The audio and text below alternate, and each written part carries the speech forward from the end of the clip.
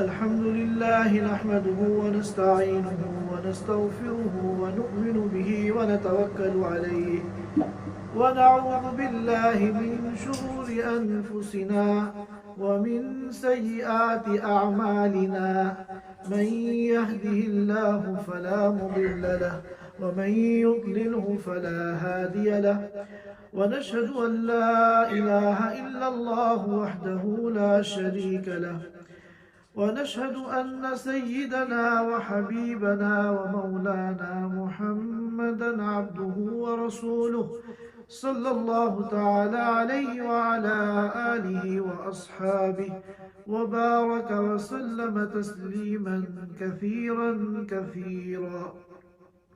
أما بعد فأعوذ بالله من الشيطان الرجيم. بسم الله الرحمن الرحيم. والفجر وليال عشر والشفع والوتر والليل إذا يسر صدق اللہ العظیم. حضرات سامعین کرام، آج ذی قعدہ کے مہینے کی 23 تاریخ ہے اور غالب احتمال یہ ہے کہ اگلا جمعہ جب آئے گا تو ذی الحجہ کا مبارک مہینہ شروع ہو چکا ہوگا. غالب گمان یہ ہے کہ اگلی جو جمعرات آنے والی ہے، جمعرات میں ذی الحجہ کا چاند نظر آ جائے گا اور جمعے کا دن یہ ذی الحجہ کی پہلی تاریخ ہوگی. لہذا چونکہ ماہ ذی الحجہ سے متعلق بعض احکام ایسے ہیں جن کا جاننا ذی الحجہ کے شروع ہونے سے پہلے ضروری ہے، اس لیے ہم یہ چاہتے ہیں کہ آج کی مجلس میں ہم ذی الحجہ اور عشرہ ذی الحجہ کے جو مخصوص احکام ہیں، مسائل ہیں، فضائل ہیں، ان کو اچھی طرح سمجھ لیں تاکہ پھر ان پر عمل کرنا ہمارے لیے آسان ہو. ذی الحجہ کا مہینہ یہ مبارک مہینہ ہے. سال کے 12 مہینوں میں جو 4 مہینے حرمت والے مہینے ہیں، ذی قعدہ، ذی الحجہ، محرم اور رجب المرجب، تو یہ ذی الحجہ بھی ان حرمت والے مہینوں میں سے ایک مہینہ ہے. اور اس مہینے کے بعض ایام کا اللہ تعالیٰ نے قرآن کریم میں بہت اہتمام کے ساتھ ذکر فرمایا ہے، اور اس مہینے کے بعض ایام کے فضائل احادیث مبارکہ میں وارد ہوئے ہیں. چنانچہ سورۃ الحج کی آیت مبارکہ لِيَشْهَدُوا مَنَافِعَ لَهُمْ وَيَذْكُرُوا اسْمَ اللَّهِ فِي أَيَّامٍ مَعْلُومَاتٍ، اس آیت مبارکہ میں ایام معلومات سے اسی مہینے کے ایام مراد ہیں. اسی طرح سورۃ البقرہ کی آیت مبارکہ وَاذْكُرُوا اللَّهَ فِي أَيَّامٍ مَعْدُودَاتٍ، اس آیت مبارکہ میں بھی ایام معدودات سے اسی مہینے کے بعض ایام مراد ہیں. اس مہینے کے احکام اور فضائل کو سمجھنے سے پہلے ہمیں چند اصطلاحات کو سمجھنے کی ضرورت ہے. اس مہینے کے جو بعض ایام ہیں ان کے لیے احادیث مبارکہ میں مخصوص الفاظ آئے ہیں، تو ہمیں چاہیے کہ ہم پہلے ان الفاظ کے مفہوم کو سمجھ لیں تاکہ ہمارے لیے پھر ان احادیث مبارکہ کا سمجھنا آسان ہو. چنانچہ ایک اصطلاح ہے یوم الترویہ اور ایک اصطلاح ہے یوم عرفہ اور ایک اصطلاح ہے یوم النحر اور ایک اصطلاح ہے یوم القر اور ایک اصطلاح ہے ایام العشر اور ایک اصطلاح ہے ایام تشریق. یہ 6 اصطلاحات ہیں جن کے ذریعے اس مہینے کے بعض ایام کو تعبیر کیا جاتا ہے. یوم الترویہ یہ 8 ذی الحجہ کو کہتے ہیں. یہ وہ مبارک دن ہے جس میں حجاج کرام احرام کی 2 چادریں اپنے جسموں پر لپیٹ کر دیوانہ وار عاشقوں کی طرح مینا کے لیے روانہ ہوتے ہیں، اور یہ حج کے ایام کا سب سے پہلا دن ہے۔ اس کے بعد دوسرا دن ہے یوم عرفہ۔ یوم عرفہ کہتے ہیں 9 ذی الحجہ کو، 9 ذی الحجہ کو یوم عرفہ کہتے ہیں۔ یہ بھی بہت مبارک دن ہے، انشاءاللہ اس کی فضیلت کو ہم بیان کریں گے۔ اس کے بعد ہے یوم النحر۔ یوم النحر کہتے ہیں 10 ذی الحجہ کو، جو ہمارا عید کا دن ہے، جس کو ہم عید الاضحیٰ کہتے ہیں اور اردو میں بقرہ عید کہتے ہیں۔ یہ جو ہمارا عید کا دن ہے 10 ذی الحجہ، اس کو احادیث مبارکہ میں یوم النحر کہا گیا ہے، کیونکہ نحر کے معنی آتے ہیں جانور کو ذبح کرنا، جانور کی قربانی کرنا۔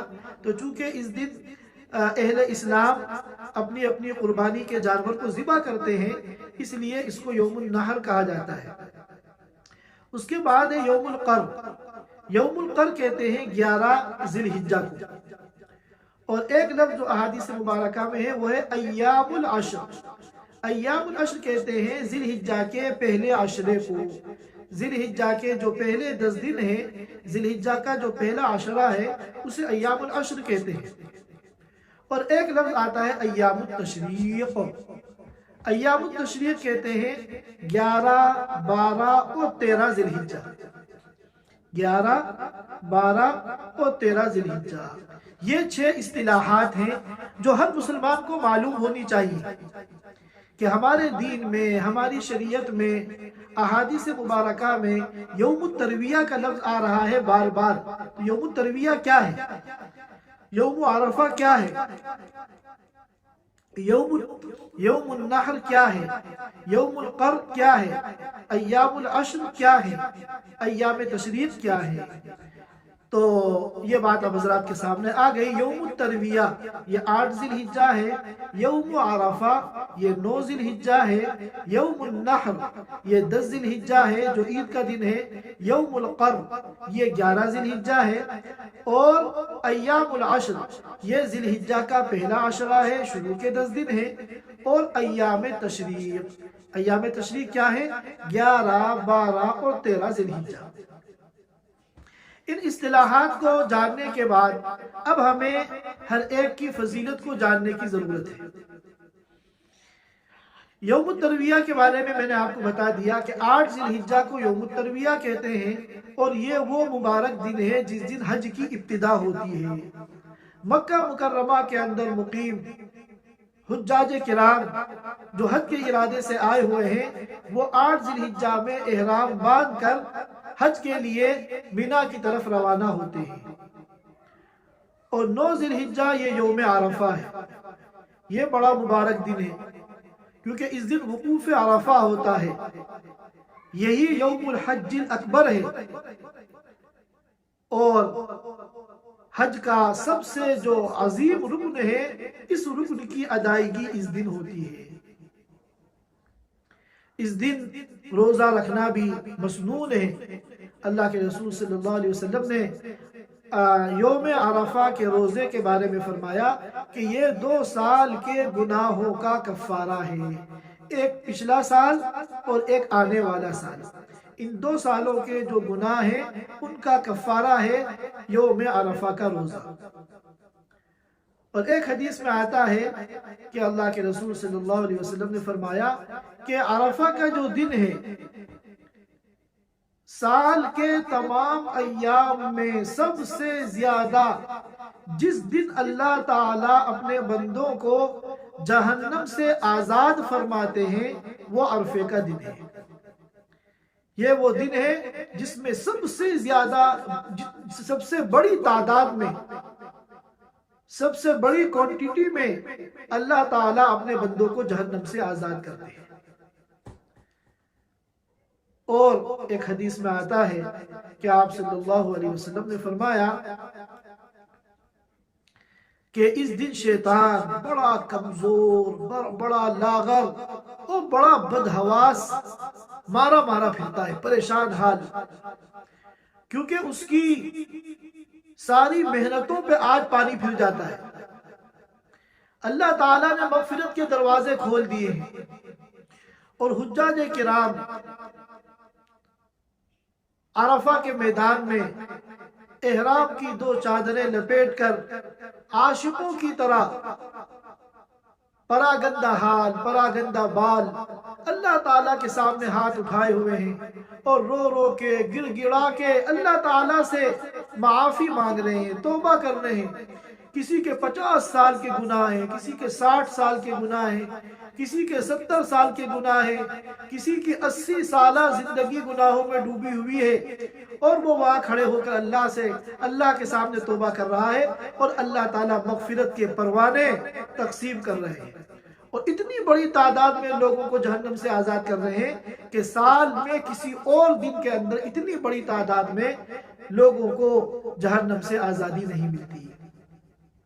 تو ظاہر ہے کہ اس دن اگر شیطان بدحواس نہیں ہوگا، پریشان حال نہیں ہوگا، کمزور اور لاغر نہیں ہوگا،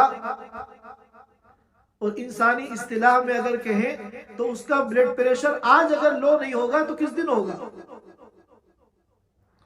کیونکہ جن لوگوں پہ اس نے 50 سال محنت کی، 60 سال محنت کی، 70 سال محنت کی، اور نہ جانے کیسے کیسے گناہ کروائے، اور ایک ایک گناہ کو کروانے کے لیے کیسے کیسے اس نے پاپڑ بیلے، آج چند منٹ کے اندر اللہ تعالیٰ ان تمام گناہوں کے اوپر معافی کا قلم پھیر دیتے ہیں۔ تو شیطان اس دن جتنا پریشان حال، بدحواس، مارا مارا پھرتا ہے، وہ سال کے کسی اور دن نہیں۔ اسی طرح احادیث مبارکہ میں آتا ہے کہ اللہ تعالیٰ ہر دن رات میں جب آخری رات کا تہائی حصہ باقی رہتا ہے تو آپ آسمان دنیا پہ تشریف لاتے ہیں۔ عرفے کا دن یہ واحد ایسا دن ہے کہ اللہ تعالیٰ دن میں بھی تشریف لاتے ہیں، تو یہ بہت مبارک دن ہے۔ اور بعض علماء نے کہا کہ اس دن اگر کسی کو اپنی مغفرت میں تردد ہو تو یہ تردد بھی گناہ ہے۔ مغفرت کا یقین ہونا چاہیے کہ یقینی طور پر اللہ تعالیٰ میرے تمام گناہوں کو آج کے دن معاف فرما دیں گے۔ اس کے بعد ہے یوم النحر۔ یوم النحر یہ قربانی کا دن ہے، یہ عید کا دن ہے۔ اور اس کے بعد ہے یوم القر۔ یوم القر جو ہے یہ 11 ذی الحجہ ہے، عید کا دوسرا دن جسے ہم کہتے ہیں۔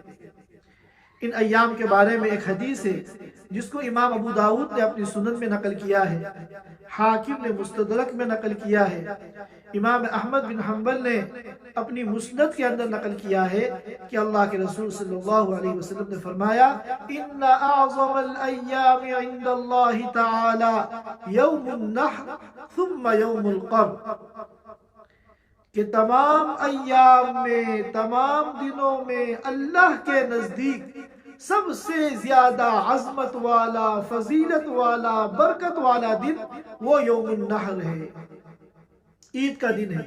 اور اس کے بعد ثم یوم القر، اس کے بعد یوم القر ہے، یعنی عید کا دوسرا دن۔ ہم عید کے دن کو صرف خوشیوں کا دن سمجھتے ہیں، اور خوشیاں مناتے ہیں اور منانی بھی چاہیے، لیکن ہم یہ نہیں سمجھتے کہ اس دن کی اللہ کے یہاں کیا عظمت ہے۔ لہذا زیادہ سے زیادہ نیک کاموں میں، عبادت کے کاموں میں ہمیں ان ایام کو خرچ کرنا چاہیے، ان ایام کو ہمیں گزارنا چاہیے۔ اور ایام العشر یہ ذی الحجہ کا پہلا عشرہ ہے، اور یہ پہلا عشرہ اپنے اندر اتنی فضیلت رکھتا ہے، اتنی برکت رکھتا ہے کہ ہم اس کا تصور بھی نہیں کر سکتے۔ یہی وجہ ہے کہ علماء امت کا اس مسئلے میں اختلاف ہے کہ رمضان کا آخر عشرہ زیادہ افضل ہے یا ذی الحجہ کا پہلا عشرہ زیادہ افضل ہے۔ چنانچہ علماء کی ایک جماعت کہتی ہے کہ رمضان کا آخری عشرہ زیادہ افضل ہے، ذی الحجہ کا پہلا عشرہ دوسرے نمبر پر ہے۔ وہی علماء کی جماعت کہتی ہے کہ نہیں، ذی الحجہ کا جو پہلا عشرہ ہے یہ اول نمبر پہ، سب سے زیادہ فضیلت ذی الحجہ کے پہلے عشرے کی ہے، رمضان کا جو آخری عشرہ ہے وہ دوسرے نمبر پہ ہے۔ اب اگر ہم تھوڑی دیر کے لیے یہ بات مان لیں کہ رمضان کا آخر عشرہ افضل ہے، اس قول کو ہم ترجیح دے دیں، اس قول کو ہم راجح قرار دے دیں، تو ہمیں ساتھ میں یہ بات بھی ماننی پڑے گی کہ ذی الحجہ کا جو عشرہ ہے پہلا وہ دوسرے نمبر پر ہے، اور ان دونوں کی فضیلت میں کوئی بہت زیادہ فرق نہیں ہے، اتنا معمولی سا فرق ہے کہ علماء کا اس میں اختلاف ہو گیا، کوئی اس کو افضل کہہ رہا ہے، کوئی اس کو افضل کہہ رہا ہے۔ اگر بہت زیادہ فضیلت میں فرق ہوتا تو پھر علماء کا اختلاف نہیں ہوتا، سب ایک بات متفق ہو کر کہتے ہیں۔ یہ اختلاف دلیل ہے اس بات کی کہ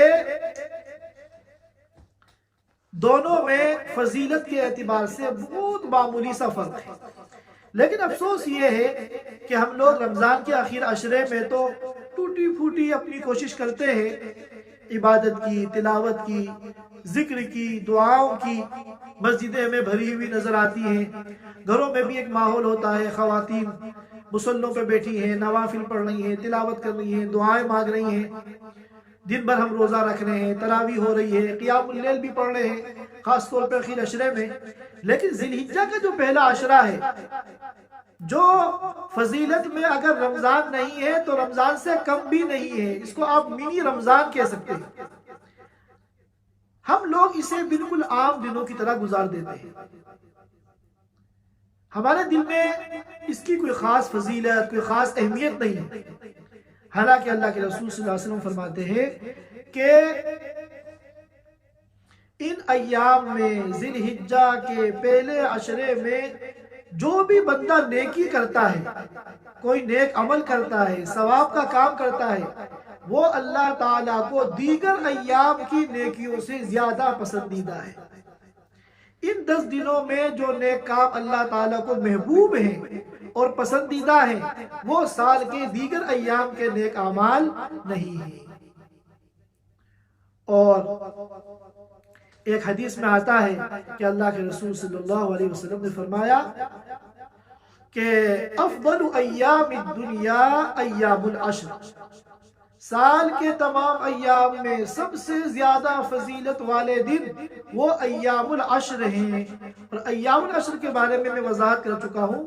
ایام العشر یہ ایک اصطلاح ہے اور اس سے مراد ذی الحجہ کا پہلا عشرہ ہے، لہذا ہم سب کو چاہیے کہ ان مبارک ایام میں ہم خاص طور پر عبادت کا اہتمام کریں، گناہوں سے بچنے کی کوشش کریں۔ رمضان اگر نہیں سمجھتے تو اس کو منی رمضان سمجھیں، کیونکہ ان ایام میں جو بھی ہم نیک عمل کریں گے وہ سال بھر کے دیگر ایام کی نیکیوں سے زیادہ اللہ تعالیٰ کو محبوب اور پسندیدہ ہے، اور نیکیوں کی کوئی تخصیص نہیں ہے۔ آپ دن میں روزہ رکھیں، رات میں آپ قیام اللیل پڑھیں، تہجد پڑھیں، زیادہ سے زیادہ اللہ کی عبادت کریں، صلہ رحمی کریں، ماں باپ کی خدمت کریں، صدقات اور خیرات کا اہتمام کریں، کمزوروں کی مدد کریں، جو بھی اللہ تعالیٰ نیک کام، جس نیک کام کی اللہ توفیق دے، ہم اس کو زیادہ سے زیادہ کرنے کی کوشش کریں۔ اور ایک خاص عمل جو ہے وہ اس پہلے عشرے کے روزے ہیں۔ حدیث پاک میں آتا ہے کہ اللہ کے رسول صلی اللہ علیہ وسلم 3 نفلی روزے کبھی چھوڑتے نہیں تھے، بڑی پابندی فرماتے تھے، بڑا اہتمام فرماتے تھے۔ اس میں ایک تو عاشورہ کا روزہ ہے، 10 محرم کا روزہ، نمبر 2 ایام بیض کے روزے، 13، 14، 15 عربی مہینے کی جو یہ 3 تاریخیں ہیں، ان کے روزوں کا اللہ کے رسول اہتمام فرماتے تھے۔ نمبر 3 ذی الحجہ کے پہلے عشرے کے روزے۔ یہ روزے فرض یا واجب نہیں ہیں، لیکن مستحب ہیں، ایسے مستحب ہیں کہ اللہ کے رسول صلی اللہ علیہ وسلم کبھی ان روزوں کو چھوڑتے نہیں تھے۔ اور اس پہلے عشرے کے روزوں میں جو عرفہ کا روزہ ہے، اس کی تو ایک الگ فضیلت ہے کہ وہ 2 سال کے گناہوں کا کفارہ ہے۔ یہاں یہ بات سمجھنے کی ضرورت ہے کہ جب بھی عشرہ ذی الحجہ کے روزوں کی بات ہوتی ہے تو اس سے مراد پورے عشرے کے روزے نہیں ہیں، بلکہ صرف 9 دن کے روزے ہیں۔ آخری جو روزہ ہوگا وہ یوم عرفہ کا ہوگا، کیونکہ 10واں جو دن ہے ذی الحجہ کا وہ تو عید کا دن ہے، اور عید کا دن جو ہے اس میں تو اللہ کی طرف سے بندوں کی دعوت ہے۔ اب اللہ ہماری دعوت کر رہے ہیں اور ہم روزہ رکھ کے بیٹھ جائیں تو یہ کتنی نامناسب بات ہے۔ اس لیے علماء نے فرمایا کہ 10 ذی الحجہ کا عید کے دن کا روزہ رکھنا باعث ثواب نہیں ہے بلکہ ناجائز اور گناہ ہے۔ اور اس کے علاوہ بھی سال بھر کے 4 دن اور ایسے ہیں جن میں روزہ رکھنا منع ہے۔ عید الفطر کا دن شوال کی پہلی تاریخ، اور یہ عید الاضحیٰ کا دن ذی الحجہ کی 10 تاریخ، یہ 2 دن تو عید کے ہو گئے۔ اس کے علاوہ 3 دن سال میں اور ہیں جن میں روزہ رکھنا ناجائز اور گناہ ہے، اور وہ ایام تشریق ہیں۔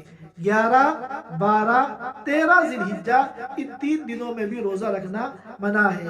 بہت سے مسلمان مسئلہ معلوم نہ ہونے کی وجہ سے یہاں غلطی کرتے ہیں۔ پیر جمعرات میں روزہ رکھنے کا معمول ہے، اب وہ 12 یا 13 تاریخ میں پیر آ گیا یا جمعرات آ گئی تو وہ معمول کے مطابق روزہ رکھ لیتے ہیں۔ یاد رکھیے اس روزے کا ثواب ملنا تو دور کی بات، گناہ ملے گا، اور مسئلہ معلوم نہ ہونا یہ عذر نہیں ہے۔ شریعت میں بھول اور چوک تو عذر ہے، رفع عن امتی الخطأ والنسیان، لیکن مسئلہ معلوم نہ ہونا جس کا نام جہالت ہے، جہالت عذر نہیں ہے۔ اسی لیے طلب العلم فریضۃ علی کل مسلم و مسلمہ کہا گیا کہ ہر ایمان والے پر اتنا علم حاصل کرنا کہ جس سے اس کی عبادات صحیح طریقے سے ادا ہو، حلال حرام کا پتہ چلے، پاک ناپاک کا پتہ چلے، جائز ناجائز کا پتہ چلے، اتنا علم حاصل کرنا ہر مسلمان مرد و عورت کے اوپر فرض ہے۔ اب اگر یہ مسئلہ معلوم نہیں ہے تو گویا کہ اس نے اس فریضے میں کوتاہی کی، اور علم حاصل نہ کرنا یہ جہالت ہے، اور جہالت دین اسلام کے اندر عذر نہیں ہے۔ لہذا ہم سب کو چاہیے کہ دین کو سیکھنے کی اور عبادات کو سیکھنے کی ہمیشہ ہم فکر کریں۔ دنیا کی جو نالج ہوتی ہے، معلومات ہوتی ہیں، ہمارا کوئی سرکاری کام ہو، کوئی بھی ہو، ہم کتنا اہتمام کرتے ہیں صحیح معلومات حاصل کرنے کا۔ حالانکہ دنیا کی چند دن کی زندگی ہے، اگر صحیح معلومات نہ ہونے کی وجہ سے ہمارا کوئی کام بگڑ گیا تو دنیا کا چند دن کا نقصان ہوگا، لیکن اگر ہماری صحیح معلومات نہ ہونے کی وجہ سے ہمارا دین کا کوئی کام بگڑ گیا تو یاد رکھیے کہ اس کا جو نقصان ہے اور اس کے جو اثرات ہیں وہ چند دن کے نہیں ہیں، بلکہ ہماری آخرت کی جو ہمیشہ ہمیشہ کی زندگی ہے وہ متاثر ہوگی۔ لہذا دین کی معلومات کے سلسلے میں ہمیں ہمیشہ فکر مند رہنا چاہیے۔ اس میں سستی کرنا، لاپرواہی کرنا اور اندازے سے دین پر چلنے کی کوشش کرنا یہ بہت خطرناک ہے۔ اللہ تعالی ہم سب کو دین کو سیکھنے کی اور دین کو سمجھنے کی توفیق عطا فرمائے۔ یہاں پر چند احکام ہیں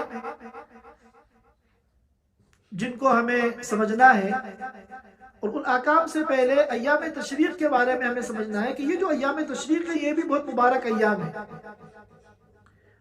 اور ابو موسیٰ اشعری رضی اللہ تعالیٰ عنہ فرماتے تھے کہ ان ایام میں جو دعا کی جاتی ہے وہ ضرور قبول ہوتی ہے، لہذا ان میں زیادہ سے زیادہ عبادت، ذکر، تلاوت اور اللہ تعالیٰ سے مانگنے کا اہتمام کیا جائے۔ اور حضرت اکرمہ فرماتے ہیں کہ ان ایام تشریق میں سب سے زیادہ اہمیت کی حامل جو دعا ہے، جو سب سے زیادہ پڑھنی چاہیے، وہ دعا ہے جو ہم سب جانتے ہیں، مشہور دعا ہے اور انتہائی جامع دعا ہے۔ دنیا اور آخرت کے ہمارے سارے مسائل کا حل اس دعا کے اندر ہے، اور وہ ہے ربنا آتنا فی الدنیا حسنہ وفی الآخرۃ حسنہ وقنا عذاب النار۔ غالباً حضرت اکرمہ رضی اللہ تعالیٰ نے یہ بات قرآن سے اخذ کی ہے کہ قرآن کریم میں جہاں اللہ تعالیٰ نے فرمایا تھا فَإِذَا قَضَيْتُم مَّنَاسِكَكُمْ فَاذْكُرُوا اللَّهَ، کہ جب حج کے مناسک سے، حج کے ارکان سے فارغ ہو جاؤ، یعنی حج تمہارا کمپلیٹ ہو جائے، تو اللہ کے ذکر کا اہتمام کرو، اور پھر اس کے آگے اللہ تعالیٰ نے اس دعا کا تذکرہ فرمایا فَاذْكُرُوا اللَّهَ كَذِكْرِكُمْ آبَاءَكُمْ أَوْ أَشَدَّ ذِكْرًا فَمِنَ النَّاسِ مَنْ يَقُولُ رَبَّنَا آتِنَا فِي الدُّنْيَا وَمَا لَهُ فِي الْآخِرَةِ مِنْ خَلَاقٍ وَمِنْهُمْ مَنْ يَقُولُ رَبَّنَا آتِنَا فِي الدُّنْيَا حَسَنَةً وَفِي الْآخِرَةِ حَسَنَةً وَقِنَا عَذَابَ النَّارِ۔ چند فقہی مسائل جو ان ایام سے متعلق ہیں ہمیں ان کو سمجھ لینا چاہیے۔ سب سے پہلی بات تو یہ ہے کہ جن لوگوں کا اس سال قربانی کرنے کا ارادہ ہے، چاہے وہ نفلی قربانی کریں چاہے واجب قربانی کریں، ان کے لیے ایک مستحب عمل ہے، مستحب ہے، فرض یا واجب نہیں۔ اور وہ کیا ہے کہ وہ ذی الحجہ کا چاند نظر آنے سے پہلے پہلے اپنے ناخن اور بال وغیرہ کو کاٹ لیں، تاکہ ذی الحجہ کا چاند نظر آنے سے لے کر اپنی قربانی کا جانور ذبح ہونے تک ان کو ناخن اور بال وغیرہ کاٹنا نہ پڑے۔ جو لوگ بھی قربانی کر رہے ہیں ان کے لیے مستحب ہے کہ ذی الحجہ کا چاند نظر آنے سے لے کر اپنی قربانی کا جانور ذبح ہونے تک، چاہے وہ عید کے پہلے دن ذبح ہو، چاہے عید کے دوسرے دن ذبح ہو، چاہے عید کے تیسرے دن ذبح ہو، جب تک قربانی کا جانور ذبح نہ ہو جائے اس وقت تک وہ نہ بال وغیرہ کاٹے نہ ناخن وغیرہ کاٹے۔ اب بظاہر تو اس کے اندر کوئی حکمت نظر نہیں آتی کہ ناخن نہیں کاٹیں گے، ناخن بڑے ہو جائیں گے، اس کے اندر میل جمع ہوگا، ایک کام بڑھے گا مستقل ناخنوں کی صفائی کرنا، بال نہیں کاٹیں گے، یا اسی طرح ہم جو ہے مونچھ وغیرہ اپنی برابر نہیں کریں گے تو ہمارے مونچھوں کے بال بڑھ جائیں گے، سر کے بال بڑھ جائیں گے اور انسان جو ہے غیر مہذب نظر آئے گا۔ لیکن علماء کرام نے فرمایا کہ اس کے اندر کیا کیا حکمتیں ہیں، کیا کیا مصلحتیں ہیں، کیا کیا فوائد ہیں، وہ تو اللہ ہی جانتے ہیں۔ لیکن ایک حکمت جو اس کی بظاہر سمجھ میں آتی ہے وہ یہ ہے کہ اللہ تعالیٰ یہ چاہتے ہیں کہ میرے جو بندے حج کے لیے نہیں آ سکے، ظاہر ہے کہ حج میں اگر نہیں آئے ہیں تو اس کا مطلب یہ نہیں ہے کہ حج کرنے کا شوق نہیں۔ دنیا میں کون ایسا کلمہ گو ہوگا، کون ایسا مسلمان ہوگا کہ جس کے دل میں حج کرنے کا شوق نہ ہو، جس کی حج کی تمنا نہ ہو؟ لیکن بہرحال بلاوا جن کا آتا ہے وہی وہاں حج کے لیے پہنچتے ہیں۔ اب اپنی تمنا اور شوق کے باوجود جو حج کے لیے نہیں آ سکے مگر وہ قربانی کا فریضہ اور قربانی کی عبادت کو ادا کرنا چاہتے ہیں، تو اللہ تعالیٰ یہ چاہتے ہیں کہ یہ اپنے ناخن نہ کاٹیں، بال نہ کاٹیں، تاکہ ان کی مشابہت ہو جائے حاجیوں کے ساتھ، کیونکہ ان ایام میں حجاج کرام احرام کی پابندیوں میں ہیں، ناخن نہیں کاٹ سکتے، بال نہیں کاٹ سکتے، پراگندہ حال ہے، پراگندہ بال ہے۔ تو جب یہ لوگ بھی ناخن بال وغیرہ نہیں کاٹیں گے تو ان کی مشابہت ہو جائے گی حاجیوں کے ساتھ، اور حاجیوں پر جس طرح اللہ تعالیٰ کی رحمت کی گھٹائیں جھوم جھوم کر برس رہی ہیں، شاید اس مشابہت کی وجہ سے ان رحمت کی بارشوں کا کچھ چھینٹا ہمارے اوپر بھی پڑ جائے اور ہمارا بھی بیڑا پار ہو جائے۔ لہذا عمل مستحب ہے لیکن اس کے فائدے نہ جانے کیا کیا ہیں، لہذا ہمیں اس پر عمل کرنا چاہیے، مستحب ہونے کی وجہ سے اس کو نظر انداز نہیں کرنا چاہیے۔ اور دوسری بات یہ ہے کہ ان ایام میں ایک ذکر ہے جس کو ہم تکبیر تشریق کہتے ہیں۔ بعض روایتوں میں تو الفاظ ہیں جیسا کہ احناف زیادہ تر پڑھتے ہیں، اللہ اکبر اللہ اکبر لا الہ الا اللہ واللہ اکبر اللہ اکبر وللہ الحمد۔ بعض روایتوں میں لفظ اللہ اکبر 3 مرتبہ ہے، جیسا کہ ہمارے یہاں عرب حضرات پڑھتے ہیں، اللہ اکبر اللہ اکبر اللہ اکبر لا الہ الا اللہ اللہ اکبر اللہ اکبر وللہ الحمد۔ تو دونوں روایتوں میں ہے، چاہے اس طرح پڑھے چاہے اس طرح پڑھے، بہرحال ان کلمات کو تکبیر تشریق کہتے ہیں۔ تکبیر تشریق کی 2 قسمیں ہیں، ایک تو ہے مطلق اور ایک ہے مقید۔ مطلق کا مطلب یہ ہے کہ ذی الحجہ کا چاند نظر آنے سے لے کر ایام تشریق کے آخری دن تک، یعنی 13 ذی الحجہ کے غروب شمس تک چلتے پھرتے اٹھتے بیٹھتے جب بھی یاد آ جائے زور زور سے ہم تکبیر تشریق پڑھیں، اللہ اکبر اللہ اکبر لا الہ الا اللہ واللہ اکبر اللہ اکبر وللہ الحمد۔ علماء کرام نے فرمایا کہ یہ نبی پاک صلی اللہ علیہ وسلم کی ایسی سنت ہے جو کہ سنت مہجورہ ہے، یعنی امت نے اس سنت کو چھوڑ رکھا ہے، لہذا ہم سب کو چاہیے کہ اس سنت کو زندہ کریں، اپنے جاننے والوں کو بتائیں، اپنے دوستوں کو بتائیں، اپنے رشتہ داروں کو بتائیں، اور سب سے پہلے اپنے گھر والوں کو، اپنے بیوی اور بچوں کو بتائیں۔ ہم اپنے دوست احباب رشتہ داروں کو نہ جانے دنیا کی کیا کیا چیزیں صبح سے لے کے شام تک سینڈ کرتے ہیں، ہم ان کو یہ بھی بتائیں تاکہ ہمیں احیاء سنت کا اجر ملے، احیاء سنت کا ثواب ملے۔ صحابہ کرام میں سے حضرت عبداللہ ابن عمر رضی اللہ تعالی عنہ جو اتنے بڑے متبع سنت تھے کہ ان کے بارے میں مشہور ہے کہ وہ اتباع سنت کی تصویر تھی، ہر کام کو 100% اللہ کے رسول صلی اللہ علیہ وسلم کی سنت کے مطابق کرنے کے عادی تھے، اور اس سلسلے میں وہ بڑا اہتمام فرماتے تھے ان کے بارے میں۔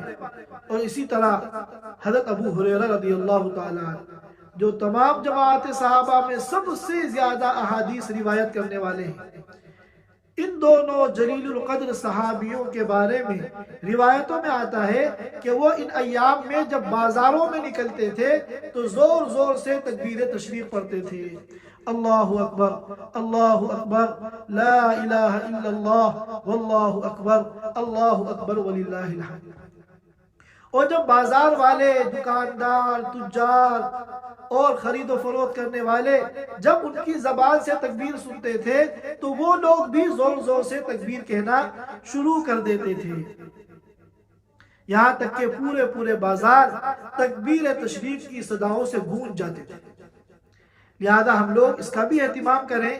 غالب گمان یہ ہے کہ آنے والی جو جمعرات ہے اس میں ذی الحجہ کا چاند نظر آ جائے گا، لہذا جمعرات کی غروب سے پہلے پہلے ہم اپنے بال وغیرہ بھی، ناخن وغیرہ بھی کاٹ لیں جن کا قربانی کا ارادہ ہو، اور انشاءاللہ اللہ نے ہم سب کو حیثیت دی ہے، ہم سبھی انشاءاللہ اللہ کی توفیق سے قربانی کریں گے، تو ہم اس کا اہتمام کریں۔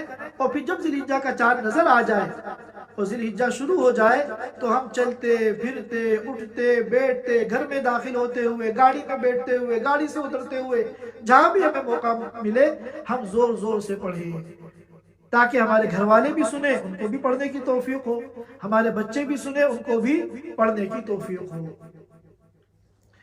اور ان مبارک ایام میں ہمیں چاہیے کہ ہم اپنے وقت کو ضائع نہ کریں، لا یعنی کاموں میں یا گناہ کے کاموں میں ہم اپنے اس قیمتی وقت کو ضائع نہ کریں۔ بہت مبارک ایام ہیں، آج ہمیں احساس نہیں ہے، کل جب ہماری آنکھ بند ہوگی اور قیامت کے دن میدان حشر میں ہم لوگ کھڑے ہوں گے اور وہاں پتا چلے گا کہ ایک ایک مرتبہ سبحان اللہ کتنا قیمتی ہے۔ آج اگر ہم نے کچھ کر لیا تو اس دن کی ندامت سے، اس دن کی حسرت سے، اس دن کے افسوس سے ہم لوگ بچ جائیں گے۔ اللہ تعالیٰ نے تو ہمیں لوٹنے کے مواقع دیے ہیں، ایسے ایسے مبارک ایام، ایسی ایسی مبارک ساعات اور ایسی ایسی آفر اللہ نے لگائی، لیکن آج ہمیں دنیا کمانے سے، دنیا کے کاموں سے فرصت نہیں۔ ہمیں اس کا احساس جب ہوگا جب حشر برپا ہوگا اور قیامت کے دن جہاں آدم علیہ السلام سے لے کر قیامت تک آنے والا اس دنیا میں آخری انسان، سارے انسان ہوں گے اربوں کھربوں کی تعداد میں۔ وہاں اگر کسی کو اتنے بڑے کراؤڈ میں، مجمع میں اپنی بیوی نظر آ گئی، اپنا بیٹا نظر آ گیا، اپنی بیٹی نظر آ گئی، اپنی ماں نظر آ گئی، اپنا باپ نظر آ گیا، اپنا بھائی نظر آ گیا، تو وہ منہ پھیر کے بھاگے گا اس ڈر سے کہیں یہ مجھ سے ایک نیکی نہ مانگے۔ آج ہمارے پاس نیکیاں اکٹھا کرنے کا کتنا موقع ہے، کتنی فرصت ہے، لہذا ہم سب کو چاہیے کہ اپنے اس وقت کو، اس زندگی کو غنیمت جانیں، اس زندگی کی قدر کریں، اور اس کا ایک ایک لمحہ اللہ نے ہمیں آخرت بنانے کے لیے دیا ہے، کبھی ہم اس کے اندر کوتاہی نہ کریں۔ اللہ تعالیٰ ہم سب کو کہنے سننے سے عمل کی توفیق عطا فرمائے۔ وآخر دعوانا الحمدللہ رب العالمین۔ Thanks for watching. Don't forget to like, comment, share and subscribe to Al Wahid channel.